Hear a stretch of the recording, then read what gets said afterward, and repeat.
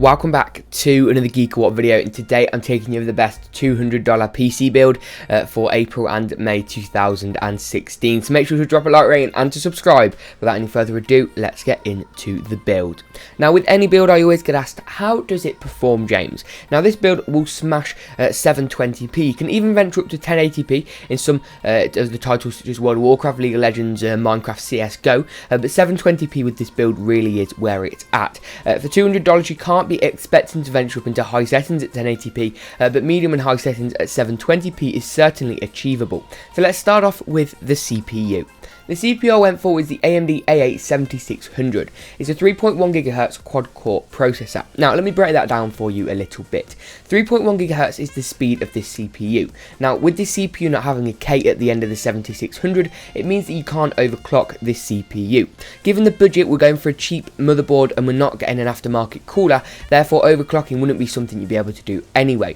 3.1 GHz isn't on the high side for clock speeds, with 3.7 and 4 GHz definitely preferred, but the performance depreciation between 3.7 and 3.1 really isn't too major. The fact that it's quad core is also a huge plus, a huge bonus. It means that in the future, if you wish to add a graphics card in, which I'd highly recommend, and you can do that without any other upgrades, such as a GTX 950 or an R7 360, you're actually able to play games such as GTA 5, The Witcher 3, because they actually require a quad core CPU, and this CPU is indeed quad core.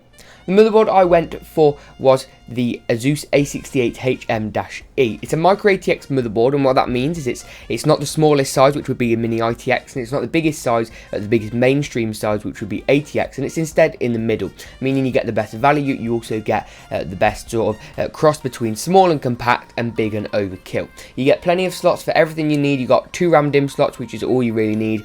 You've got a PCIe slot to add a graphics card in later on down the line, and you've got quite a nice design actually, all for a very, very cheap, very budget price.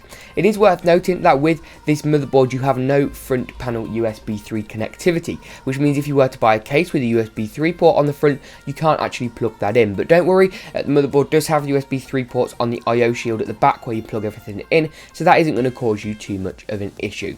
RAM is very, very important when going for a build which uses an APU. Now, the APU is the AMD A8, as I already covered, and a CPU is the processor, and APU combines a CPU and your graphics card into one.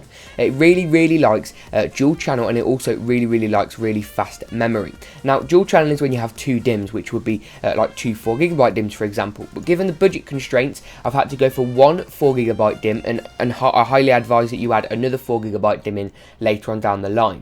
This RAM is, however, incredibly fast, which is more beneficial for the APU. It's a DDR3 2133 MHz speed, and it was important I went for this motherboard so that you can support that higher speed and basically get a much better performance on the APU. Storage, I went for a Seagate Barracuda 3.5-inch hard drive. It's 1 terabyte capacity, means you can store all your games, movies, music, all that kind of stuff, and 7200 RPM speed is as fast as sort of mainstream hard drives get. No SSD, unfortunately, in this price range, but SSDs don't change the raw gaming performance anyway, and this Seagate Barracuda drive is a great option. If you're not a fan of the Seagate Barracuda drive, you can also go for the Western Digital Caviar Blue. However, I've never had a problem with either, and the Seagate Barracuda provides slightly better value. The case I went for was a very interesting one. It's the Apex TX 381. It's a micro ATX mid-tower, which means it isn't a massive case, but it has plenty of room for all the components, and this case actually includes a 300-watt power supply, which means that you're able to get a power supply included with this case instead of having to buy one standalone and on its own. Now, typically case power supplies aren't the greatest power supplies. They don't give you the best quality, if you will, but the one in this is more than adequate for this build. You can easily add in a low-end graphics card such as a GTX 950 or R7 360 with no problems, but if you did want to go for a beefier graphics card, you may want to upgrade the power supply later on down the line. And that is it. I hope you found this build helpful. I hope you enjoyed it. If you did, make sure to drop a like rating and to subscribe. But as always, we'll see you in the next What video.